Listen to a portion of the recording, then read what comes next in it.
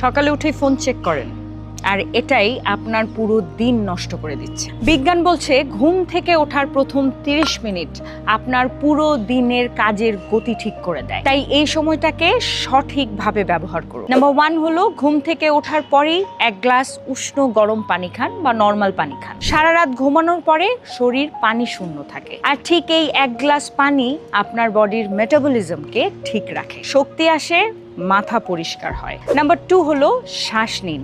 চোখ বন্ধ করুন এবং গভীরভাবে শ্বাস নিন। নো মোবাইল, নো রিলস, শুধু নিজের সাথে সময় কাটান, এবং এটাই আপনার মস্তিষ্ককে শান্ত এবং প্রস্তুত রাখবে। নাম্বার 3 হলো একটা লক্ষ্য ঠিক করুন এবং ভাবুন যে আজ আমি সারা দিন এই কাজটাই করব এবং এই কাজটা আমার শেষ করতেই হবে কোনো না কোনো ওয়েতে, এবং এই পদ্ধতিটাই আপনাকে সারা দিন